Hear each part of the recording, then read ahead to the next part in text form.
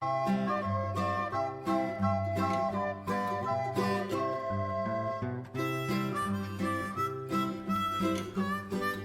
right, welcome to No This Is Podcasting. I'm your host, Connor.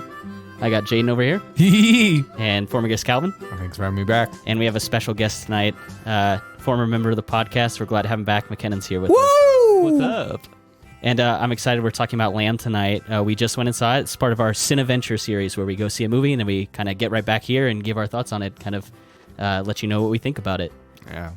So this is from A24. I feel like there's a lot of kind of like channels on YouTube and other podcasts. Maybe they're like kind of shills for like Marvel stuff and superhero stuff because it's so popular now. And we're like shills for A24 because like we went and saw The Green Knight, which is where we saw the trailer for Lamb. And we were like, okay, this is making our list. Yeah. And then we just did a podcast on The Witch. We talked about The Lighthouse. We have a multi-part episode, multi-episode. Too many parts. Yeah. Yep. And then we have another podcast coming out on The Hereditary, The Midsummer. We're doing all the movies. The Midsummer?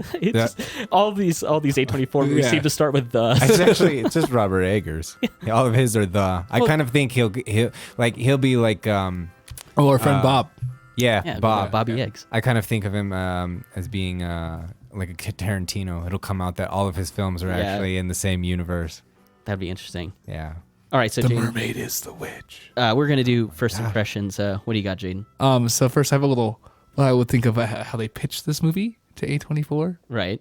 So they'd be like, coming out this fall, Wham! A coming-of-age story about a young child trying to find its way in society. A comedy that you will not expect. I kind of get that. I kind of get that because it's there's definitely parts of the movie. I like that there's some levity in this. Dude, film I was crying laughing. Because there are some parts where, I mean, there's like kind of a dour experience as you go through this, but then there's parts where it's like, I mean, we went and saw it in a kind of like I wouldn't say like an art house theater, but like it wasn't like an AMC, you know. Alamo Draft House. Yeah. Peeps know. I kind of wish we saw every movie there. That was a great experience, Yeah, exactly. I just don't like the people walking around. That's the only thing that. Yeah, because it's one of those theaters where they have like people come and take your order and everything. Yeah. Yeah, and did you see that the one thing that I liked though is there was one guy that walked across the screen at the same time as the dog was running, and he was like perfectly in line with it. And I was Let's not talk about the dog. I was like, this is why I come to the cinema for like experiences like that. Right. That was part of the movie. Who's that guy?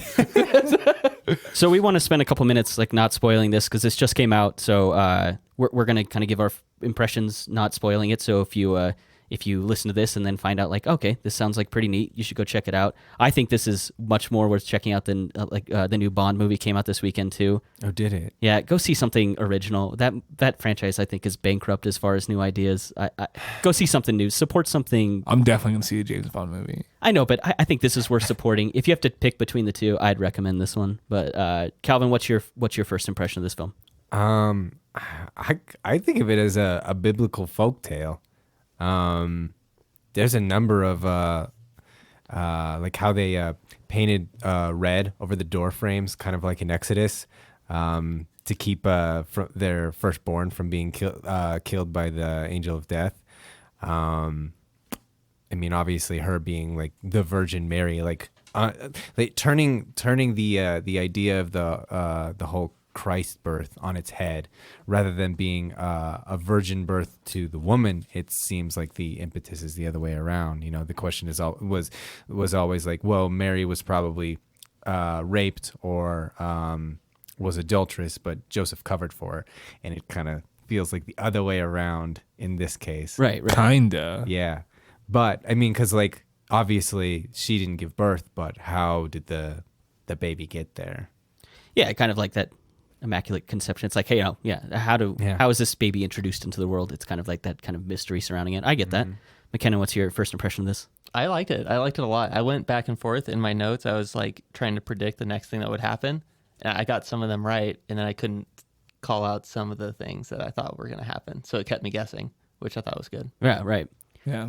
I mean, I thought they kind of gave a little bit too much away right in the beginning. I thought so too. But it's a good movie. Yeah, I thought so too. And then I was wrong about a few things, and I was happy to be wrong. Oh, good. The only thing that I was wrong about is that the dude does not do what you think he does. Yeah, right. Yeah. I mean, that's actually Not established for sure. I'm pretty sure it's 100% established, I Calvin. think there's some ambiguity to it. Yeah, there's some. We'll I talk disagree about, completely. We'll talk about why it's ambiguous. Right. Okay, and then I will shut you down on why you're wrong. So I'm going to finish this beer so I have enough confidence to shout you down. I'm so happy to be back. Yeah, no, we're glad to have you. So this was filmed by Valdimar Jóhannsson. You guys might recognize him if you dug deep into the credits of one of our favorite movies, The Tomorrow War. He is on as part of the special effects crew for the Iceland unit in that film. why? Yeah, he did a lot of special effects stuff before this. That's crazy because the special effects in this are mostly bad. What did they shoot? Oh, right. The whole end of the film. I guess not special Yeah. effects. It was so forgettable that I forgot it ended. Right. You just think it's just still going on. Yeah.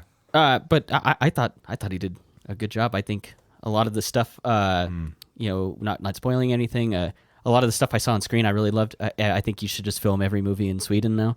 Everything looks awesome.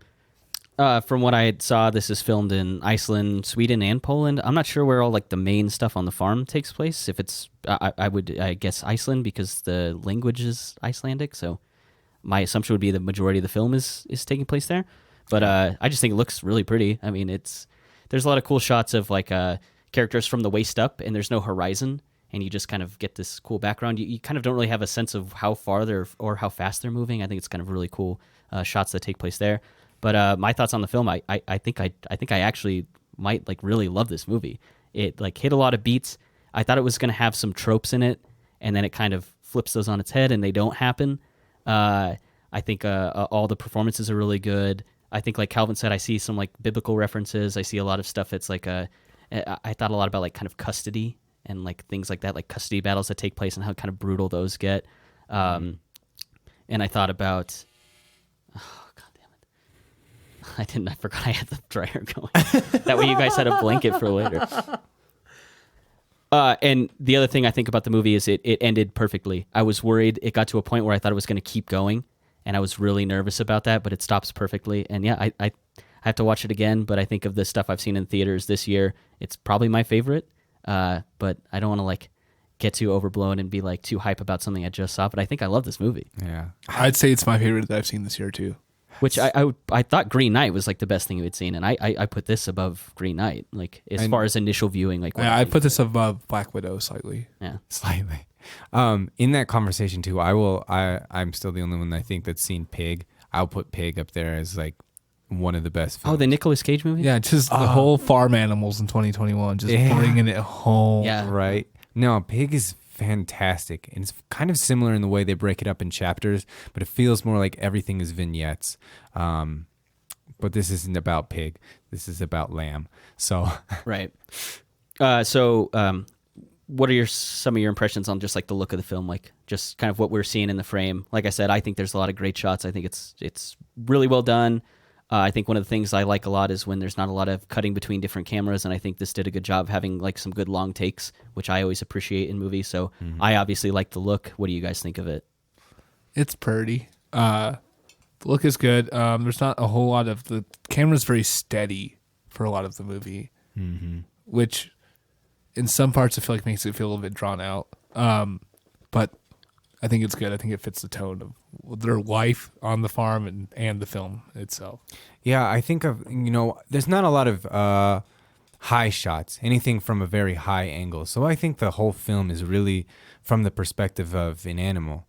The way we treat close-ups on the animals feels like they're characters. Like we take the dog for sure. all of them, the cat, the sheep. cat. When you start to hang on those close-ups like they do, you start to think that they're mannerisms, that they're talking to each other. So I think that a lot of these shots are very low because you're taking it from the perspective of one of the sheep, of the cat, of the dog, and it's mirrored in the first shot of the film. I wrote down ponies at first because I couldn't get a sense of scale of how big those horses were. So I forgot all about that. Oh, I think it's a great opening shot. I think. Yeah. Yeah. Why? Holy shit! Now I'm all confused now. But it's a very high shot because it's from the perspective of whatever this creature is. And that's where it messes with your sense of scale. So that's why I think of like the cameras here being so important as to perspective of who the main character is for the film. Right. McKinnon, do you have any thoughts on the look of this? It's really pretty. It looked good. I liked there were a number of shots from the back of people holding hands with the lamb. Mm-hmm. A number of those shots, and I thought each of those was really pretty. I think they do a lot of tricky shots to keep the lamb kind of out of it. Lots of blankets. Yeah, you don't get a good look till later in the film, so I think genius to like reveal that later. Yeah, I like that it took its time on that one. I think what Jaden was talking about, some of the shots being drug out, I thought about a lot of the shots in the barn where it's kind of like a static camera just set up, and it looks like they just had it in the barn and they were just waiting for the sheep to do stuff, and then they went back through it and be like, oh, this is like an interesting part. The sheep did something. Yeah. And then they cut that and put it in the film. So I do get what you mean. Some of it feels drug out and they just had cameras waiting to capture something. So I thought there was some stuff like that it works, I think, because they found the interesting stuff. Yeah, absolutely. Yeah. Especially it works with like the lifestyle that they're living and how like it's showing like, hey, like they're living a very slow life here. Exactly. Yeah. And the other thing though is that some of that is CGI.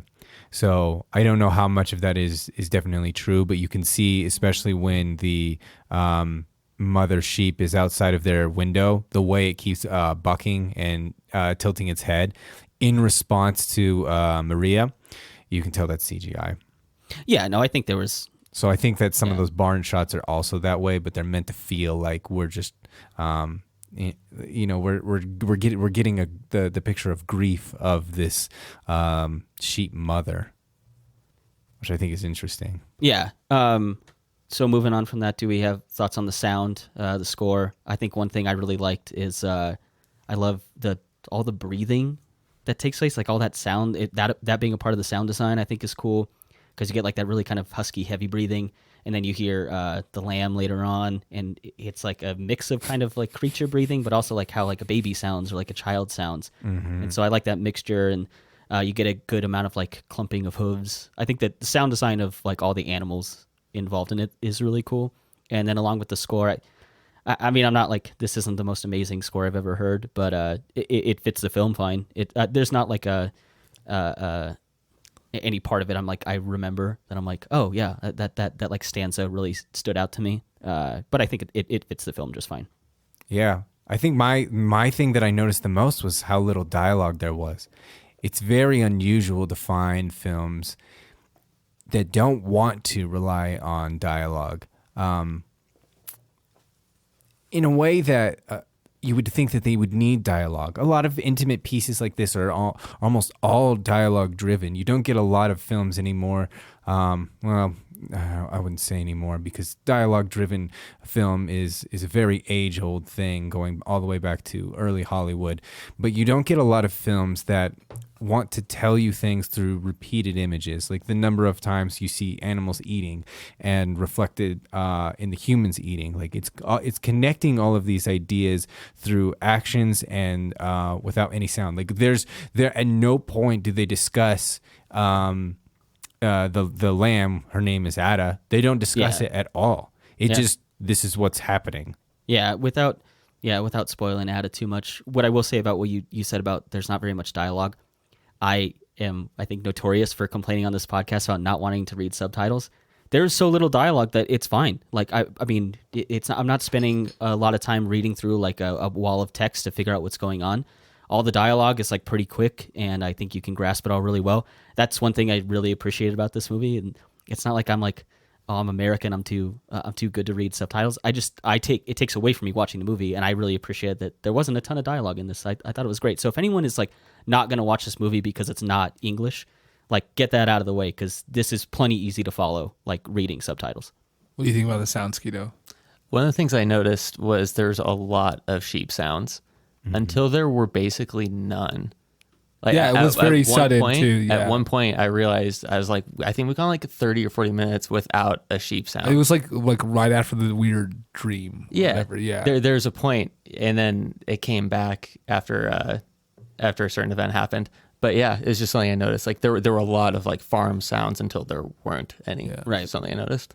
As far as sound design goes and all that stuff, this is a 10 out of 10 for me. Really? Okay. This literally might be my favorite sound I've ever heard. Better than like the Pirates of the Caribbean soundtrack? I hate that. So yeah, I mean, I'm a big fan of obviously subtle sound and not a huge score in movies, and this like I don't even know if it has a score. Yeah, there's definitely music there, but But it's it's like, not. It's not a theme. It's not like like it's the like Wonder Woman theme or something so- like that.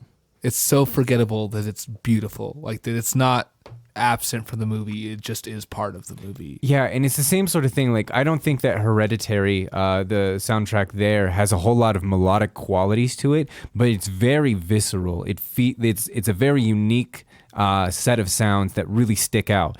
And in this case, it builds tension subconsciously. Yeah. It's not something you notice. You go back through and you can pay attention to it. But really, it's not only is the music minimalist, but the sounds themselves are minimalist, which is even more interesting when we talk about minimalist scores used in like Blade Runner 2049. Well, not Blade Runner 2049, but especially like Arrival. Right. That holy minimalism for that Jóhann Jóhannsson, who is an Icelandic composer.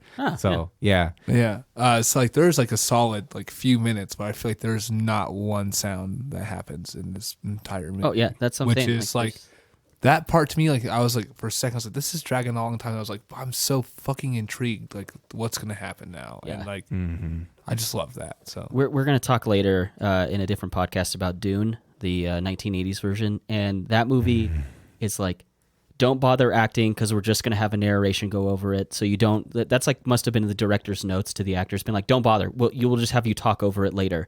And in this movie, there's almost no dialogue, and it's all emoting on screen, and there's so much story being told just through the characters, actors actually acting.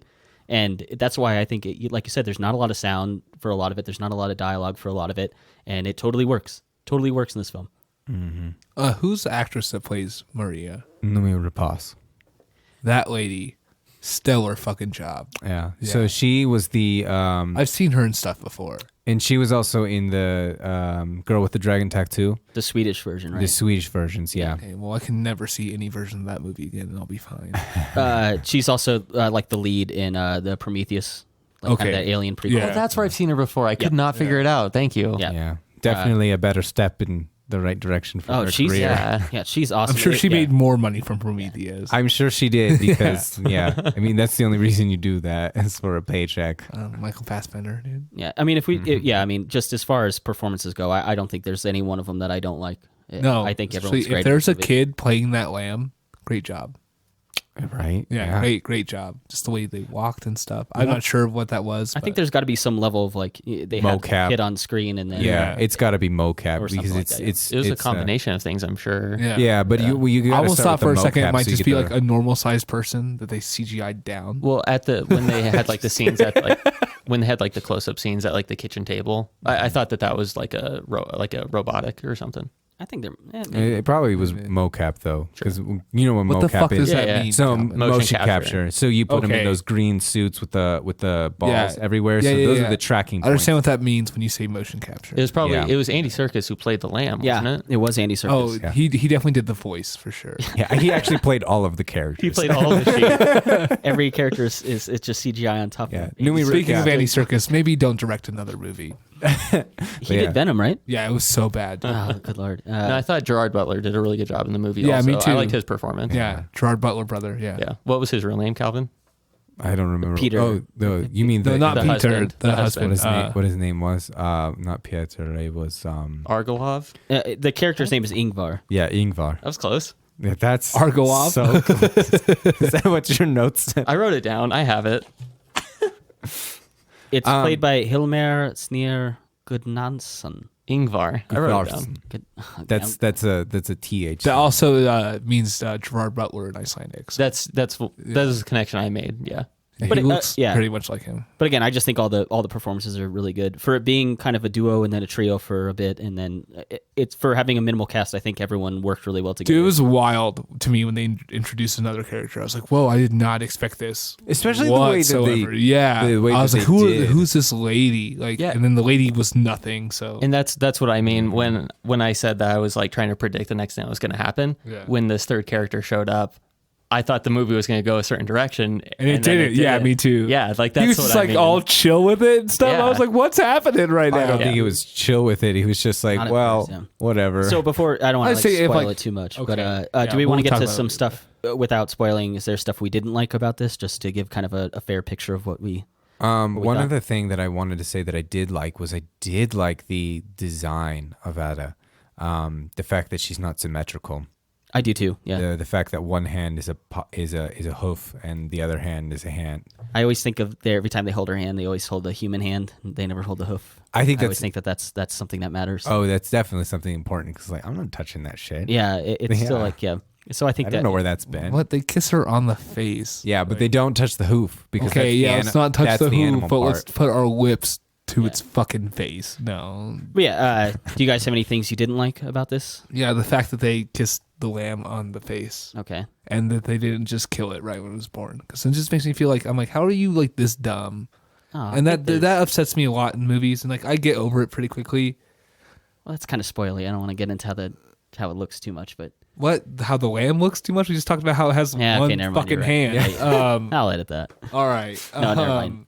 Anyone else? Now I'm lost in what I was going to say. I'm sorry. How they should have been. It should have been killed. Okay, so yeah, so especially a lot of like horror movies or things like that, like there's always this like suspension of disbelief I have to give myself because I'm like, okay, so these people are so fucking idiotic that they can't figure out like, hey, this is like a demon baby that was just born out of a sheep. Like maybe let's not just care for it. It reminded me so much of Vivarium. Like when that part happened, I was like, I hate this right now. But I also knew that was going to happen coming into it. Yeah, but I think those are different because just in the case that in Vivarium, they're trapped and it is a horror situation, and here, like why we like Hereditary and why we like Midsommar is because these people are like hurting and they're broken, and that's where we get the element. Yeah, of but I horror didn't coming get from. that right away. In the I know. Story. I just felt like that was like- okay. So these people were just stupid, and they don't. Either way, I don't care. Like even if like you've gone through the trauma or whatever they've done, like if a fucking lamb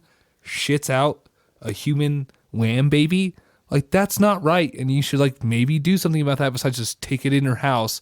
Like I'm going to feed you milk now. Yeah, no, Or I it's a agree way. gift. I agree way more with Calvin. I think the context of your two parent characters is set up. I think the film takes a really long time to set them up, and having this like baby come into their lives, I think is totally the way they react makes total sense to me. I don't think that any human being on Earth would ever react that way. Yeah, but it's a story, and I think in the context of the story, yeah, That's what I'm saying. It's like I have to suspend my disbelief for this. I think And Jaden that's is upsetting. right. Yeah. I think Jaden's right. That's not how usual humans would act in a situation like that. But because that's unusual, it shows the extreme situation that this couple is in.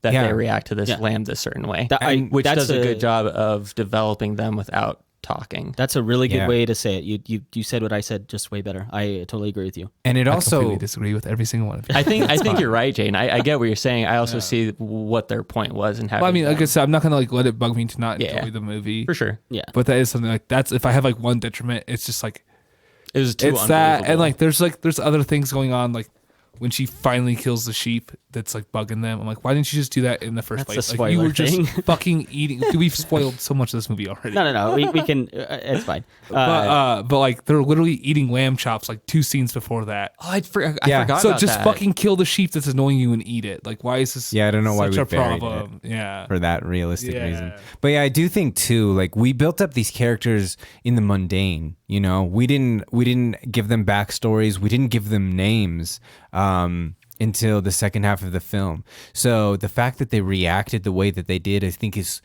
really interesting and really good, because what kind of normal people do this? And I think exactly what you're saying. The problem is no normal people do this. So there's so much said in the fact that in the absence of common sense. So that's why I will say it works here. But I think, generally, I'd probably kill that. That doesn't belong on my farm. Yeah, it's weird. It's a weird thing. But like at the same time, the movie wouldn't happen without it, so you have to let it be. So yeah. Or at So, least it wouldn't be called lamb. It'd be called lamb chop. Oh, that's good. Don't eat that. Yeah, is it really cannibalism at that point? Oh my god. Do At we have least any- 50%. Do we have any non-spoiler like recommendations or like just real quick? Like do you think people should go out and see this one? Oh, absolutely. Yeah. It depends on who you are. I'm just gonna say it until someone actually takes me for my word. Yeah. Which I don't think is very. It's no one in my family, that's for sure. Yeah, it's the same. There's a lot of people who will see this and be like, "This is a terrible movie." Yeah, absolutely. It's a very. When I saw that the IMDb score was only like a 6.6, I was like, "Good. Yeah, this right. is good." Yeah. McKinnon, would you recommend this to people? I would recommend it to people. I don't think I would recommend it to my wife. I think that she would hate this movie. Oh, okay. Plain favorites. Yeah. Well, I mean, there is certainly people like my wife who are more focused on like mainstream movies that just would not get into a movie like this. Like Jaden, did you enjoy it? You did. I love this movie. And I think that you tend to enjoy like the sort of mainstream type of movies, right? Dude, McKinnon, you've been off the podcast for a long time. Am I out of the loop? You're out of the loop. All right. Well, I do enjoy Marvel movies. Other than that, Yeah. I mean, Okay. Marvel movies, I would say, like, I need to set myself up as someone, who doesn't like them because they're very obvious. There are lots of problems with them. They're not, it's not that zero they're, problem. they're formulaic is the problem. it's It's just, a product, dude. It's Right. It's not like art like this. It's a Sure. totally different Right. thing. It is completely different. Yeah. I But it's would not like recommend it they're- to people though. Yeah. it's not it's- like they're not enjoyable. Yeah. And it's I the would- same sort of thing. It's like, I think this can be enjoyable as long as you know what you're expecting. Yeah, it has to be a certain kind of people because you can't just like walk up to some random dude in the street like, "Yo, you should watch this fucking movie, Lamb. It's hilarious. It's a banger." Like, it is very funny. Yeah, and I think that's like the humor functions so well in again with the mundaneness. But see, the thing is, I you do feel not like agree? I didn't think the movie was funny, and I'm excited to talk about that. I didn't think there was any I humor. do in think it. like you have to be a certain level or like not level like perspective of view on films to understand the humor in this Yeah, movie. because it's all about the surrealism of the situation. I don't think anything intrinsically funny happens. Right. Like, literally, they don't say a single funny thing. It's just the situation is. It's funny. in like the body language and all that stuff. I'm just like, this is fucking awesome. Like, As far as like my recommendation and so Hannah came and watched this with us, and I had her watch the trailer right before we left because she hadn't seen it yet. And she was like, I don't really get what's going on here. And then when we got into the car, we were heading back home. She was like, what the fuck did you make me watch? And I still think that like, that's like worthwhile. I think if this is not the kind of movie you'd regularly see, then like go check out something new. Like I said, expand beyond James Bond that came out like this weekend too. Like you can enjoy both things. I'm not like knocking it because I haven't seen it, but I'm saying it's like, it's okay to like watch something that is weird. And I think this is totally worth watching. I'd recommend this to anyone. I think if you want to experience something that's not, your classic tentpole box office movie, this is one I'd definitely check out. Cause yeah, it says that's the people I'd recommend it to, not people who don't want to see that. right. Yeah, Because I don't think this story is hard to follow. I think before we left, I like checked YouTube and I was like Lamb reviews. I didn't watch any of them, but every thumbnail is like WTF Lamb. Like what is Lamb? Lamb explained. It's not a tough movie to follow. I don't think. I mean, it's 3 acts. It's spelled out right for you. I don't think this is a tough movie to follow. It's just a weird premise, I think, and that's where people are going to get hung up, like not liking it or liking it. I think if you're like a general audience, but I think this is totally worth watching. I'd absolutely recommend this movie. I think that it depends on what you're talking about. Like when you say Lamb explained, there's a lot of subtext here that this movie is very allegorical. There's a lot that you can pull from it and different interpretations that you can come away with it and different meanings for why everything is the way it is. But at the base level, like whether it's a family story tragedy about a couple, grappling with a child. They're childless, and this is a gift to them. Right. And what type of people react in this situation with other complicated brothers and those types of situations? I don't know if this is where I would start. I would recommend, if you wanted to get into this film, I would definitely recommend Hereditary, probably Midsommar next, just because those are incredible pieces of cinema that are so compelling. I feel like those movies are so different than this movie. It does not They are, but that's the thing. But what makes them similar and why they work is there is an incredible amount of detail to the language of the film.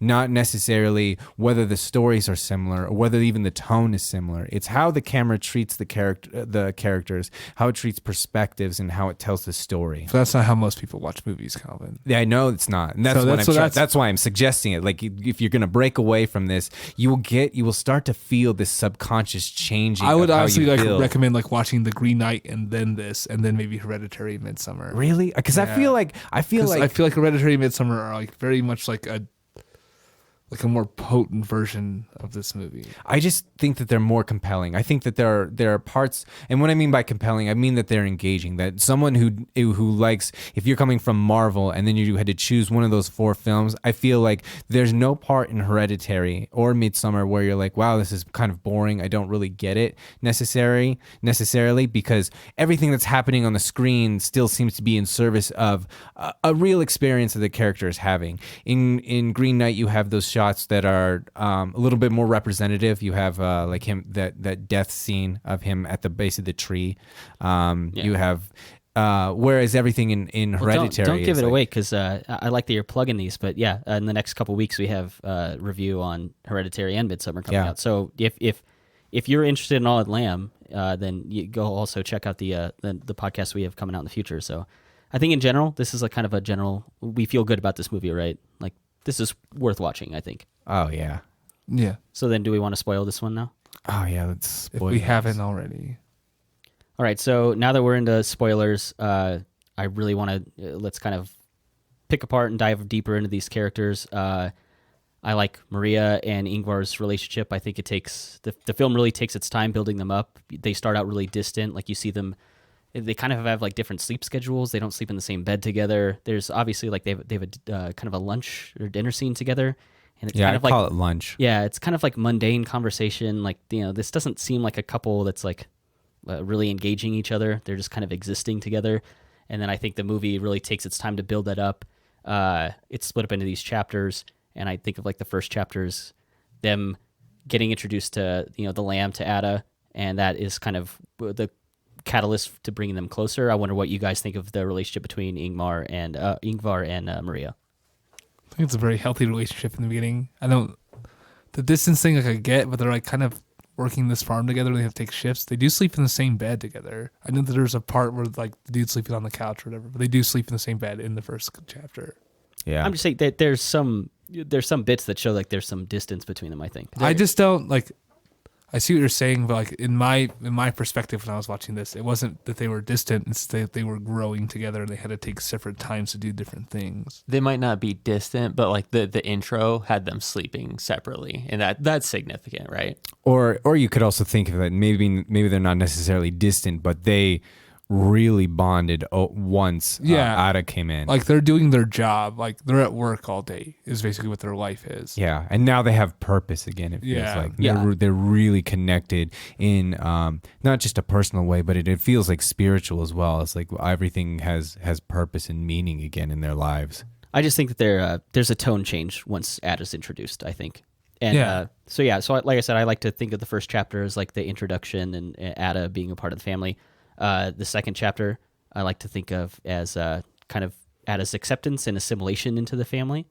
And we get introduced to Ingvar's brother, Pietar. And I love how he's introduced to. He's just kind of tossed out of a car. I was confused about that. So did he owe someone money and they just ditched him in the middle of nowhere or something? Yeah, they say that he has had money trouble. But if you notice later in the film, they show a music video because he's it's the members of his band. It's the members of the band that toss him out of the car. It's they're tired of him and they just drop him off at the farm. And it's not the first time that he's been to that farm or dropped off like that either. Right. Yeah, because they mentioned that later as well. So yeah. I'm assuming they knew exactly what they were doing. That makes sense. I was so confused when I saw that. Leaving this random dude out here to die, and he just wakes up in the barn. Well, the way that whole shot is set up, it looks like they it's someone that they maybe captured, maybe they were gonna kill, or you don't know if this is some criminal gang or something. But it's just the band members. They kick him out. I love that the one lady, she gets out of the car, she has his phone, just chucks it into the grass. Yeah. I also and too why he feels almost sinister is when he gets to the farm, he's hiding around the corner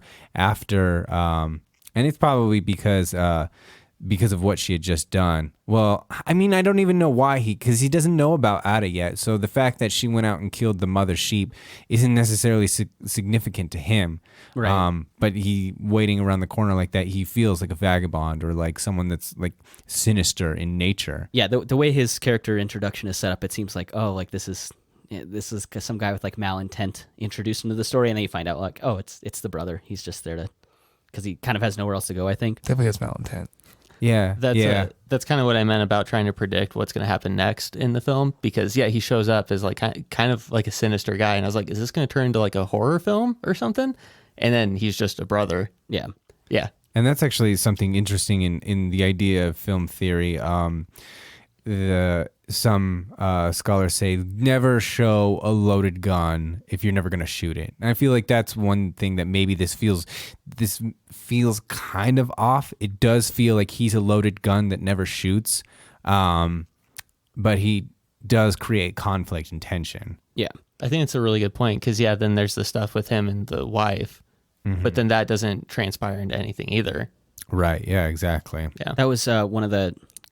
I had almost written notes about tropes that I thought were going to happen. That was one of the one I was like, oh, the kind of lovers who have to keep it secret. You know, maybe there's some history between them, and oh, the husband's gone to sleep, and now she's going to sleep with the brother and stuff like that. And then when she kind of tricks him and tosses him into like the pantry or whatever, I was like, thank God, because I would have been really bummed if that trope made it into this, because so far this has been like such a like airtight story to me, and so to like add a kind of boring trope I've seen 100 times into it, I was glad that didn't make it in. That like subversion I was happy about. But Calvin had mentioned when Peter, okay, I'm gonna try, I'll probably just say Peter, when he shows up, you talked about Maria's like shooting the mother sheep, and because they've taken Otto away, and the sheep keep showing up at their window, and buying, what is it called when sheep do it? Bleeding, that's it. Yeah, which is such a creepy word. In English, yeah. And that's when I sort of got the idea of like one of the thoughts I had was like about like custody and custody battles, and like how that like kind of tears families apart, and it makes people act in a way that's like just out of character. And in this film, it manifests its way in violence, where Maria goes out and she kills the mother sheep, and that's like kind of a maybe like subtext tone to the film I got is like I think both sides probably think they're doing the right thing. Like Maria probably thinks that like, oh, I'm giving this child a good home, and the mother sheep, even though there's no dialogue, but it's like this is its natural mother, the biological mother. So you'd think that she would have like some part to play in like raising this baby. And so I thought a lot about like custody during those scenes, especially like the kind of the first chapter. I thought a lot about that. Yeah, you could also think of it in terms of identity. I joked about whether it's cannibalism or whether it's just a lamb chop, but at the same time, it's who really are you? Like, what part are you? And it's visually represented here. Like, you have half sheep, half human. It's not a human face. Generally, that's what we consider the thing that we connect with are human emotions and human facial features. So the fact that it's a sheep's head and they still feel this way, I think is really interesting. Right. It seems like they've taken, well, it's mostly human body, so it's a human. Even though it wouldn't be apparent, I think, to most people that it has enough human qualities that I empathize with. Jaden, what do you think of Peter? I know that when we talk about kind of the humorous parts of this, kind of some levity to a film that seems to be serious, I think a lot of that involves like Peter's introduction to Ada. I heard you laughing a bit through that, so I was wondering like what you thought of like kind of their introduction to each other. It's pretty funny. He's got some like awkward body language, and he's like, "What the fuck is going on here?" Pretty much right away. Yeah, it's pretty funny. I do agree. I think Calvin said something earlier. It's like they kind of just don't talk about Ada at all. They're just like, this is just how it is, and like we're not gonna bring it up. And yeah, they were almost like we want to apologize for her awkwardness, like not even like bringing up the topic of the fact that what she is. I like that they talk about her being shy, not Peter being like, what is happening right now. I like that a lot. That kind of, you would think that they would try to like comfort him and like kind of get him like used to what the situation that's going on, but no, they're totally focused on Ada and be like, oh, she's just a little shy sometimes. I like that a lot. McKinnon, do you have any thoughts on the introduction to Peter and anything? I with, didn't think Ada? it was funny. Why not? I was so surprised when the theater was laughing and stuff. I didn't think that scene had the tone of a funny moment. I thought it was serious and weird and awkward, and the lamb comes out from behind the corner and sits at the table with everyone else, and everyone in the theater was cracking up because the awkward uncle or brother, he was being awkward and funny. Yeah.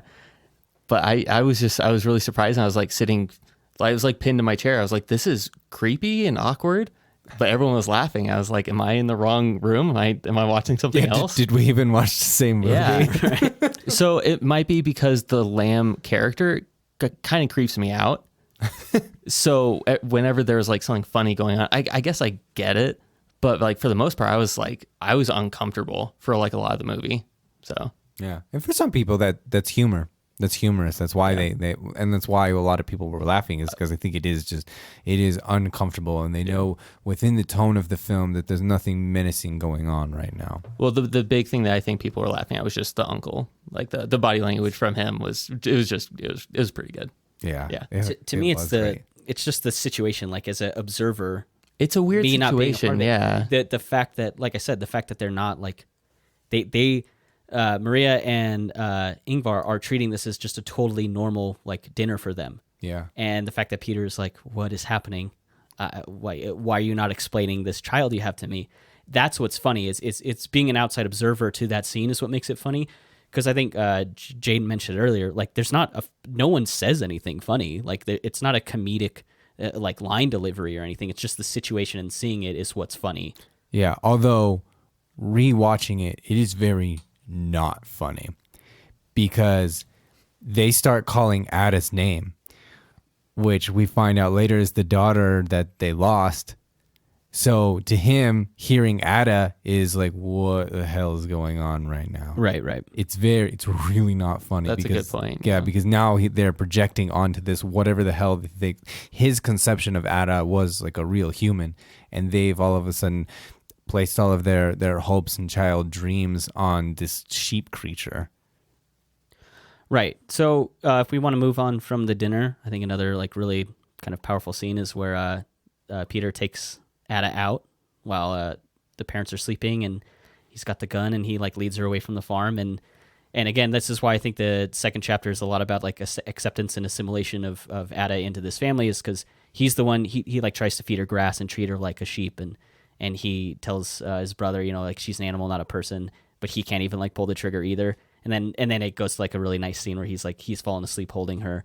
And that's why I think that chapter is really important. And I think it builds a lot of relationships and emotion into the film. So that way, when you get into the third act and it's kind of all torn apart, I think there's a big emotional resonance with that.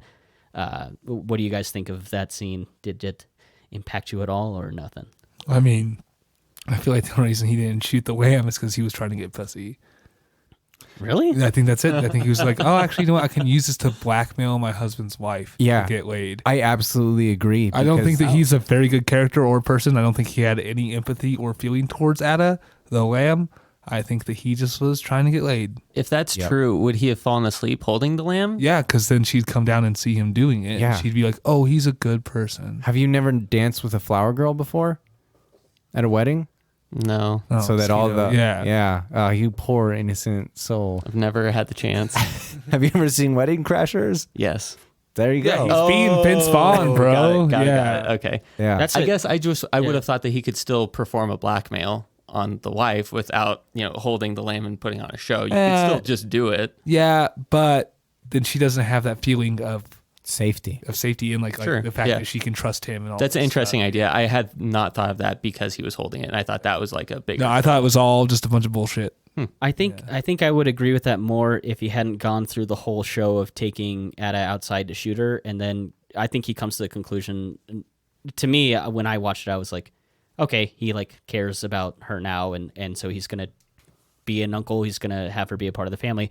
I think if it was gonna be like a show to like get with Maria later, then he wouldn't have gone out and tried to I think almost that he killed her. figured it out while he was And that's out there. Yeah, and I think that's totally valid. I just had never thought about it that way. I mean, again, we've only watched this movie one time, and I like hearing the other takes. I that's super interesting. I mean, I don't know unless I watch it again. I don't know if I would take it. I'd have to take that lens to it. But that's an interesting idea because I thought of it as something totally different. Yeah, and that's what I was going to say is I think this film is different when you watch it a second time because there's so little spoken. When you go back with the information that you know, then these scenes like the Ada scene, the first time that Peter meets her, they're very different because this isn't given to you. All of this is you're not in the characters' heads, you're in the characters' situations, which is very different than how a lot of other films like to operate. Right. I think a good example of that is like Ingvar when he's in the tractor. This is after they've just gotten Ada, and he just starts like crying. And I think that's something about that is like you find out later, obviously, that they've tried to have a child and it didn't work. So I think he's like trying to come to grips in terms of trying to raise this lamb that they have. I guess that's what I got from it. And again, there's no dialogue during the whole scene. It's just him crying, and I think that's what I took from it. Do you guys get anything out of that? Or I don't think that they failed having another child. I think the other kid died, like it was born and then it died. Yeah, no, I mean, there's a scene where he's running through the swamp or wherever the fuck that is, and he's looking for his daughter, not the right. lamb. No, I agree with that too. Yeah. I just think, like we said, there's a lot of emoting in this film and not a lot of talking, and so or explaining. Yeah, because you can talk without ever actually explaining anything. Kind of like the way that the time travel discussion at the beginning of the film works. Again, highlighting how they're distant. Time travel is theoretical. But it's not practical. Someone still needs to work out the details. And yeah. And I think that's interesting when you're talking about like what we were talking about.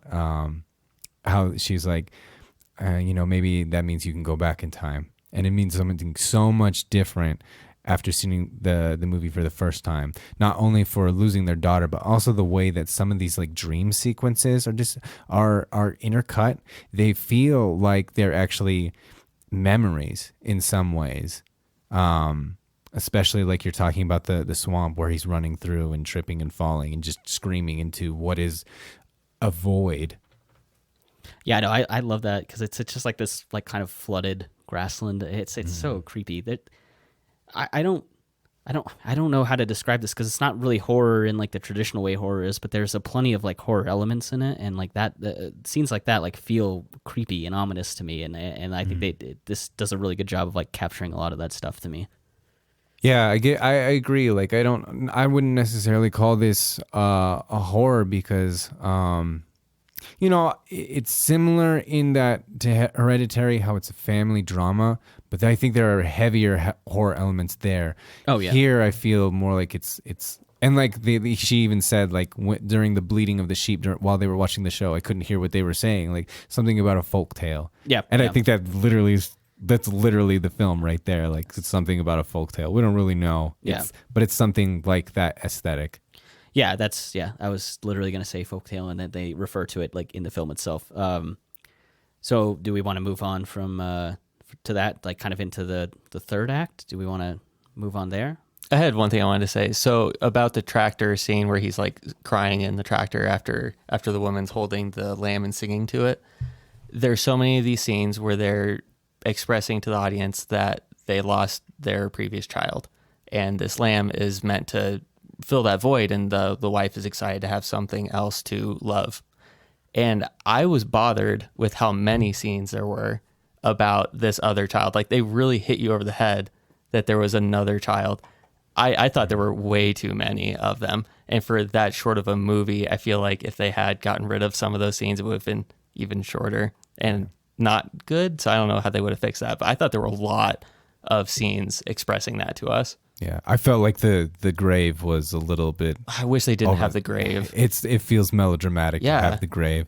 I think that there was a better way of explaining how something like that happened, why they could be in the mental state that they are, why they would affect the way that they do on this sheep creature thing. So, yeah, I think like Connor said, because the uncle comes in and they're shouting for Ada to come into the room.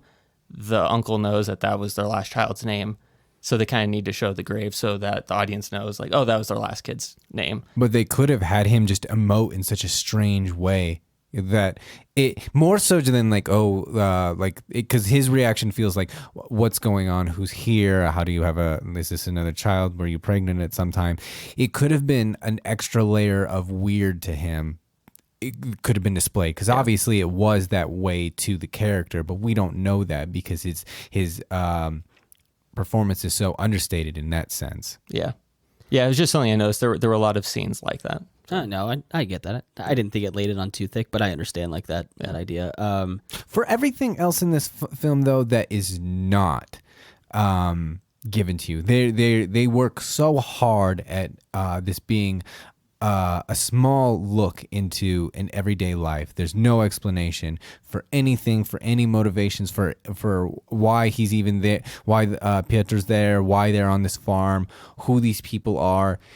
Showing the grave is so out of tone with how you've built the rest of your characters and motivations that it feels melodramatic. It's not that it's the wrong way to do it, it's that the wrong way to do it in this movie. I wonder if it was meant to bait the audience into thinking that the sheep died. And like that was what they were supposed to think. And then you see the sheep and the woman walk away from the grave. Could have been. Because that was my first thought. Because that was the start of the next chapter, I believe. So I think you're supposed to think like, oh, the lamb died. And then you see them walk away from the grave. And you're like, oh, it was someone else. And then it clicks. I think that's what it was meant to be. And that's when the audience was supposed to have that aha moment, you know? Oh, okay. No, I hadn't thought of it that way, but that makes sense. I want to talk about some kind of scenes that lead up into kind of your final act is I think this film does a really good job of like lulling you into a false sense of security that like this is a happy family and they're doing fun things. Like so the brothers shown up and they're all sitting around on the couch having a couple drinks and they're watching a soccer game together. No, they're watching handball. Is it handball? Yeah, I couldn't tell love what it was. handball Okay. so Oh my much. gosh, yes, handball is amazing. Should to be watch. a crazy popular American sport. It absolutely Something should be. it's not. It should be one of It's the like most basketball yeah. combined with lacrosse and football. Like make that hockey. happen. Yeah. Yeah. This is at least the second time we've talked about handball on this podcast. And It we should be just a like, thing, and if our emotion like for a second time isn't enough, watch this movie Make and you handball can a see thing. like real people get excited about it. Because that when I say real people, my gosh, it feels so real. I made a note. I was like right off the bat. I was like, this. If you are a sports fan at all, you've been in this exact same moment where you're like, no, what are they doing? Oh no, and then like you're like yes, and you're excited about something. And I want to say Jaden was over maybe like last year sometime. It was during the NHL playoffs, and we were watching the Avs play.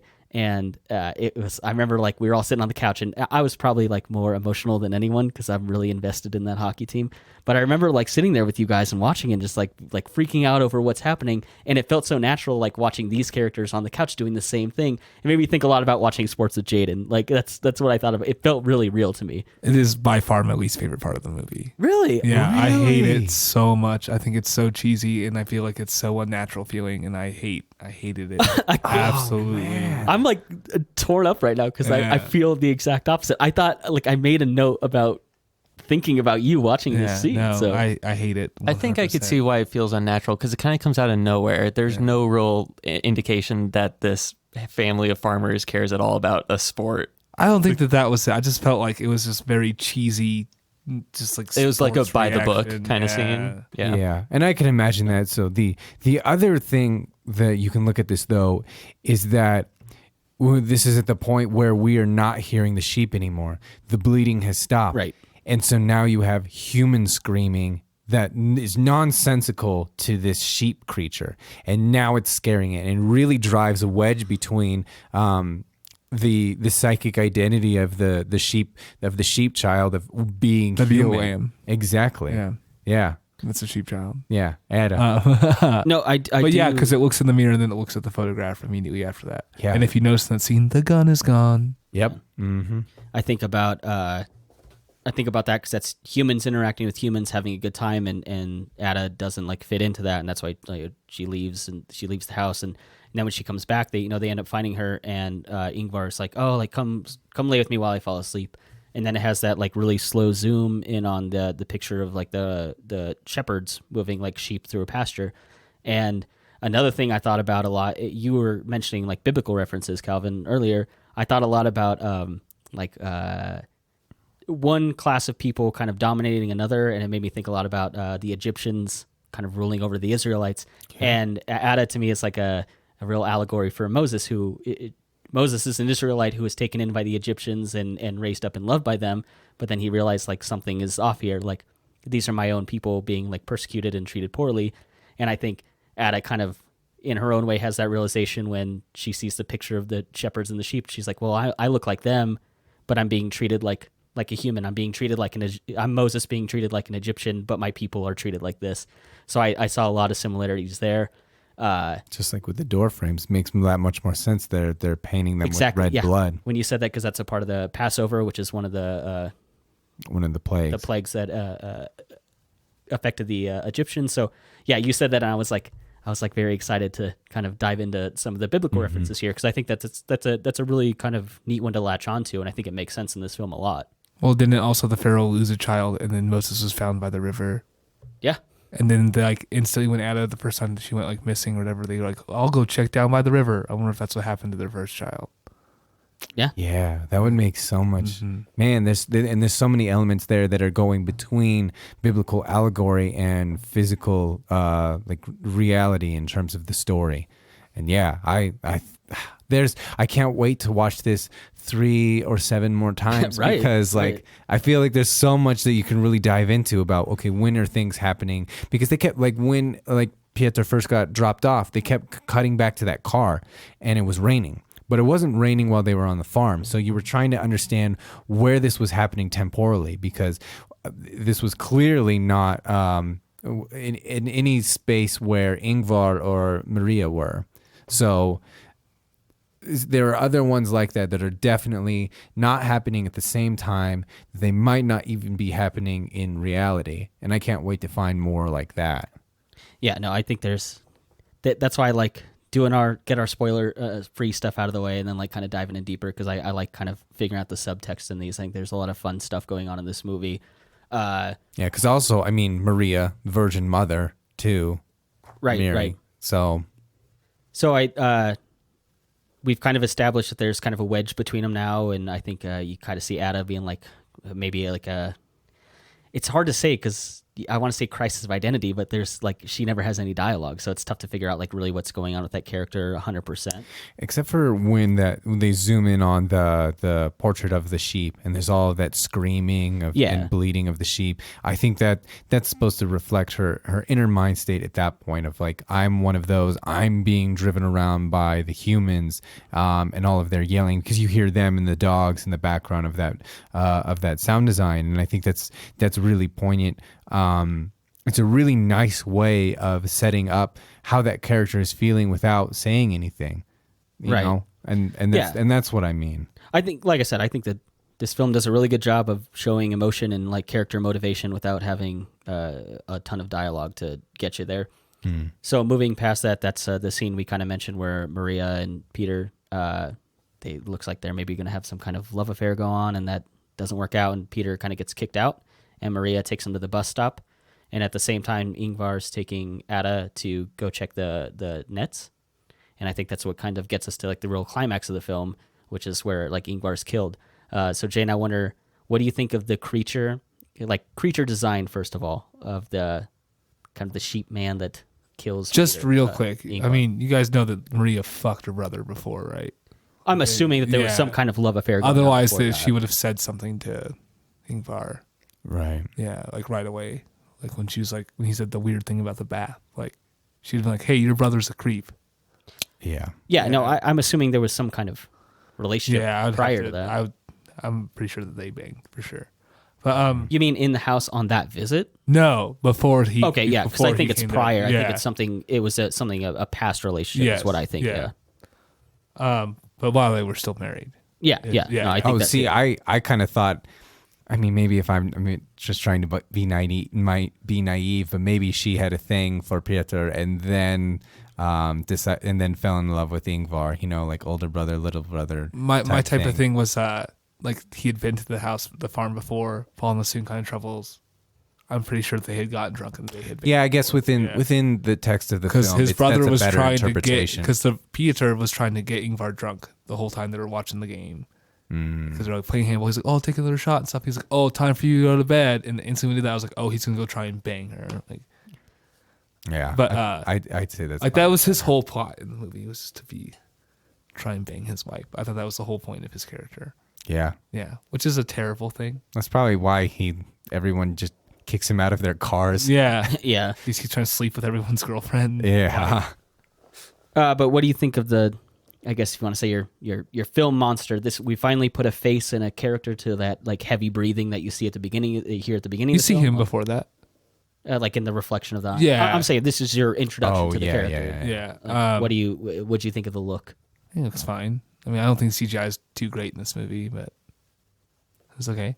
I thought it was really, really cool to see it with a gun. I just thought it looked really neat. I like just the aesthetic of it shooting and then like kind of having that menacing look after he's like, okay, I'm like this. Ada's like a part of like my family. This is like from knit from my own cloth. Like I'm taking her back, and like I thought that was a really cool scene. And I like that he also just like gets rid of the gun too. Like he doesn't need any more. And the part where he's grabbed Ada's hand and he's walking away. But Ingvar's still like holding Ada's hand too, and like slips away. I was actually thought holding like, the hoof. Yeah, I was holding the hoof, which is like the first time it's happened. So I don't even want that part of you to be taken away. I thought that was a emotional scene. McKenna, what did you think of that part? I loved it. My jaw actually dropped when I saw the camera go over to the monster holding the gun. I was like blown away. I was like, this is really cool. Yeah, no, I thought it looked great. I mean, aside from maybe taking more time to really get the details done, but I think for the scene it totally worked. I besides like the visuals, if you're not into that, I just think the emotion of the scene totally like hit me. I was totally involved in that. I thought it was great. Yeah. So leading up to that with all the heavy breathing and stuff, I thought it was going to be like a bear or like a large wolf or something like that. Mm-hmm. And the gunshot was the man killing it finally. And it went over to this monster holding it, and my jaw dropped. Yeah. And then it clicked for me at the beginning. If you remember, there's like the sheep in the shed during like the snowstorm that like fell over. Mm-hmm. That was the sheep that the monster slept with, right? Yeah, I assume. Yeah, I think that. Yeah, that's, and then that's my assumption. It clicked for me. I thought when it happened in the theater, the sheep just fell over and the theater laughed. Oh. And then with the context of the monster, that's suddenly not a funny scene anymore. No, yeah. And that's I didn't laugh at that part, but I know what you mean. There were some chuckles. The other people chuckled because like, oh, funny sheep fell over or whatever. But like, that's kind of what I mean about the awkwardness of the kitchen scene with the uncle. Like, I really feel like if you go in with like a different lens, that there's like nothing funny in this movie at all. It's all like tense awkwardness. Yeah. No, but I like the levity of those parts, but I get what you mean. Yeah. Like, in and of themselves, they're not funny. Yeah. Because someone's trying to be funny. It's just funny because like, look at this lamb and this uncle is trying to figure out what the hell is happening. No, I thought the climax of the movie with the monster was like perfect. What do you think of the end or that part there, Calvin? So I'd say the design is very interesting because when we think of the first depiction of a monster in recorded human history, it's just a man with a lion's head. It's a chimera. So that image is very prevalent throughout human history. And it's one of those embedded archetypes within the collective unconscious. So that is interesting. I hated that they showed it, though. I think it takes, again, it's the same way with the grave. Like Jane was saying, like the CGI isn't good enough that it says everything that it needs to. It kind of takes away from all of the emotion of Ingvar dying because it's like this monster is upset, it's angry. I would have rather seen just like a human hand, come and grab Ada's hand, because that leaves so much more open to interpretation. We hear this heavy breathing, but is this a person? Is this always been a person? It's also why I don't think that the monster is actually real. I think that if you look at how no one ever saw it, how all of these things were happening from the like all of our camera angles are from the animals' perspectives.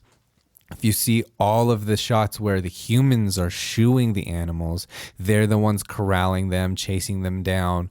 What is the difference to an animal, whether they're a human or a human shaped thing with a sheep head. I don't think there is any difference. To them, they're still monsters, and that's why I don't think that the monster is actually real. It's just another human. Whether that's a projection of Ingvar, and he's actually the one that did sleep with the sheep and created Ada. That's one thing. Or whether it's another human entirely, and it's, like, what if Piotr got off the bus and came back, Okay, my thing is, with that, if the monster's not real, Ada the Lamb isn't real. If Ada the Lamb isn't real, then there's no point for Piotr to be there. I don't know at all. I don't know if that's necessarily true, but I agree with you that Ada doesn't necessarily need to be real, and this is the way folktales work. In which case, Ingvar kills himself because his daughter died. Exactly. Yeah. Exactly. And that's the whole thing about and that's the whole thing about folktales is we've mentioned before on other episodes how folktales can a lot of times be interpreted as a single character or single person's projected mindscape. All of the characters are acting as aspects of the individual's subconscious, and that's another one. When I go back and watch this film, I will look at it exclusively through that lens, because that's when these small intimate scenes or these small intimate stories can be boiled down a lot better. When you have big stories with lots of different characters, it's very hard, I think, to see that. And I think that's why folktales are small, is because it's both things. It's small individual communities, it's those tight relationships, because they're all happening within a single individual. So that's one way of looking about it, and that's why I don't necessarily think that these are real things. Gotcha. So if we kind of move on into like our theories about the film. Yeah, McKinnon's giving me you've been away for a while. We can let me get my piece, and then McKinnon, I'll let you end off our kind of discussion on theories about the film. I think it's all real. I just think it's like a cool like folktale. Like this is probably just some kind of creature that's been talked about in like local lore and has existed, and so I like the film in like a more literal sense. I think it works better for me. In terms of talking about like kind of the end scene, I had mentioned earlier that I feel like Maria is like really alone when they have that really like tight close up on her face when she gets into bed by herself. And that's like her, I think, kind of lowest moment. She seems really alone in this film. She doesn't seem very connected with her husband. She doesn't have this child yet. Peter hasn't shown up. And then the film ends with Ingvar's been killed, Peter's gone, Ada's gone, and you get another really, really tight close-up on Maria. And she lets that one tear out. And I think it's just, again, this film has gone kind of full circle where she's now the only one, and she's back to being alone. And I think it works so well. And I was really nervous that this film was going to go in a really bad direction where she like picks up the gun. She goes back home. She like is strapping up like a knife to her boot. She's packing an overnight bag, and she's going to go hunt down this creature that's taken her daughter. And I was like, please God, just end now, because I think you've done this like really poetic ending to this character. And to every character, really. I think the ambiguity of what happens to Ada after that, I think it leaves you kind of leaving the theater with questions like, okay, what comes of this? And I was so glad that it just ended there. That's like the biggest praise I can get in this movie is it knew when to end. It had a great story, and it just knew when to close it out. It didn't want to have like crazy horror action Hollywood ending. It just ended, and I thought it was wonderful. So that's kind of my like. As far as theories and kind of my idea of the ending, that's all I have. McKinnon, what do you got? I completely agree with you. When it cut to black after it held on Maria for a little bit, I thought it was going to say chapter 4 and it was going to keep going. And then it went to credits, and I let out a sigh of relief. I was like, perfect. Right. I was going to say, with all the stuff that Calvin said about all the subtext and is the monster real and all that stuff, do you think it's unlikely that you're reading subtext that isn't there, or is it just a theory that you have? Do you think that that's intended for what the creator of the film meant to get across? Well, and that's what's interesting about folktales. It's not necessarily about their intent, and you've been away from the podcast for a while, so I've read a lot more about. You've grown since I've left. I've read. We have a sound pad dedicated for specifically getting on the Carl Jung train. Okay. Because it is such a way I like to look at stories, and especially film. And what Carl Jung does is he looks at old folktales as being expressions of the subconscious. So whether or not it's intentional or not, these stories you can think of the way humans express our day-to-day lives. It's really the story we're telling ourselves. The story I'm telling myself right now is I'm having fun having a podcast with all of you guys. There are inferences from my exterior world giving me an indication that I am having fun, but I ultimately have to incorporate that into my conscious mind, and that's coming from my subconscious mind. So whether or not I choose to make a story consciously, my subconscious is also there. And that's why you can interpret these types of things as having that richer subtext, is because they're human expression in all forms. And subconscious is not intentional, generally speaking. It's not about if it was intended or not. It's that us as humans will interpret it a certain way. Not necessarily that we will interpret it that way, but we put those affects of ourselves into our stories. Yeah. So that's where it comes from. Okay, I buy that. I wonder sometimes what a movie creator is trying to say. Yeah, So. and that's what's fun to get into the mind. Sometimes it's just like, yeah, I just wanted to make a weird movie about a fucking lamb. I don't know if the lamb has to mean anything. It could be the shark archetype. Yeah, yeah, exactly. We'd be fine. Yeah.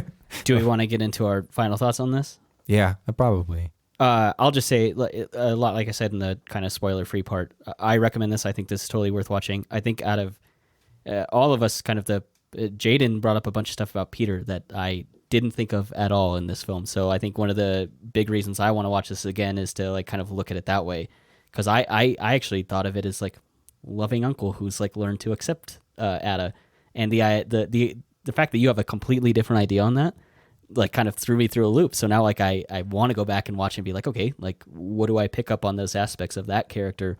And I think that's so interesting. This is why I think especially when we do these Cineventures where we go and watch something and then we just immediately kind of barf up any opinion we have on it, is we all have a lot of different takes. And I think sometimes when we have a film planned out that we're going to do a podcast on, it gets more refined and we end up kind of maybe getting closer to the same conclusion while still having our own points of view. This is like, these conversations tend to be more widespread because we're all going to take like an initial interpretation on a first viewing.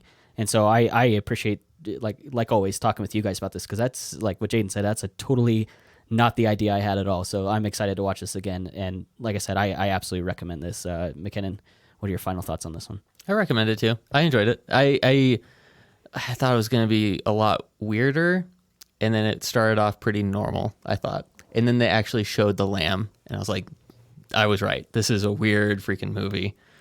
But I enjoyed it. I was surprised by it in the good ways, and I thought it ended well, and I enjoyed it. Yeah.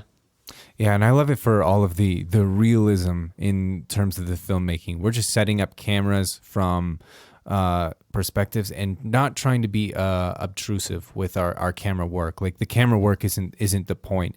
It's just setting it and watching people live. And that is, I find it so engaging when they do that here, even though it's very I suppose you could say it's boring, especially for what type of film or moviegoer you are coming to this. Then yeah, I would say this is boring.